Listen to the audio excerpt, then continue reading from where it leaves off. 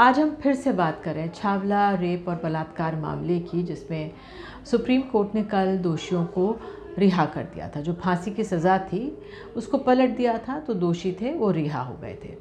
ये अपने आप में बहुत हैरत में डालने वाला, कई गंभीर सवाल खड़े करने वाला फैसला एक तरह से बन गया था, क्योंकि क्या कारण थे शाम तक सामने नहीं आए थे। इस बीच कल देर रात हमने अपने एक कार्यक्रम में जो लड़की थी, 19 साल की लड़की थी, उसके माता पिता से बात की थी। आप सब जानते हैं 2012 का मामला था, ये 9 फरवरी का मामला था।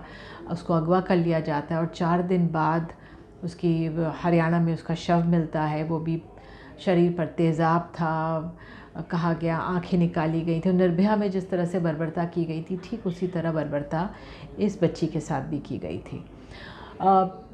तो इस पूरे मामले में न्याय के लिए इसके बच्ची के माता पिता लगे रहे 10 साल से ज़्यादा। और जब ये फ़ैसला आया था तो उसने सवाल उठाए कि क्यों फांसी की सज़ा पलटी और ये रिहा हो गए। तो अब जो कारण सामने आए हैं, सुप्रीम कोर्ट के वेबसाइट में जो जजमेंट था अपलोड हुआ, उसमें मोटे तौर पर टेक्निकल ग्राउंड्स एक तरह से माना जाए, जिसको सुप्रीम कोर्ट ने आधार बनाकर इनको छोड़ा है।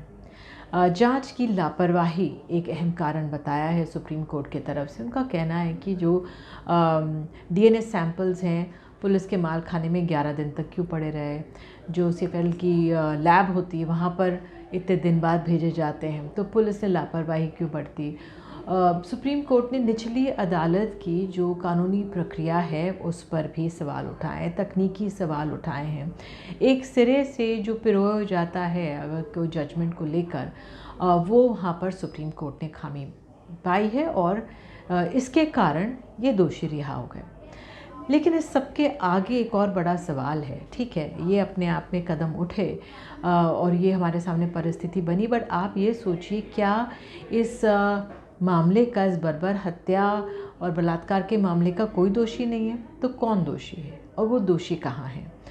और जब निर्भया का मामला हुआ उसके बाद बड़े बड़े कानून बन गए और ये दावे किए गए कि ऐसे मामलों में जल्दी न्याय मिलेगा, फास्ट ट्रैक कोर्ट्स बनेंगे, जस्टिस वर्मा की कमेटी बनाई गई थी, वो तमाम चीज़ें कहा गई, दावे किए गए केंद्र सरकार, राज्य सरकारों की तरफ से कि सुनिश्चित किए जाएंगे। तो वो क्यों नहीं हो पाया? क्यों इतना समय लग रहा है? मोटा सवाल हम सबके सामने ये है कि जो ये अन्याय माता पिता के साथ हुआ है, जो अपनी बेटी के लिए न्याय मांग रहे हैं, ऐसे और बहुत सारे मामलों में जो बलात्कार के मामले सामने आते हैं, ऐसे में क्या अपराधियों का हौसला बुलंद हो जाएगा? क्या एक तरह से तकनीकी कारणों से वो इस तरह से छूट पाएंगे?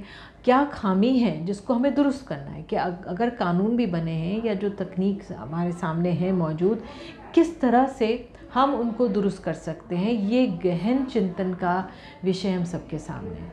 क्योंकि अगर इस तरह से बलात्कारियों को रिहाई तकनीकी आधार पर मिलेगी और कोताही होगी, तो सबके सामने वाकई जो महिलाओं के अधिकारों के लिए लड़ते हैं या उनकी बात सामने रखते हैं, बहुत आहत हैं इससे।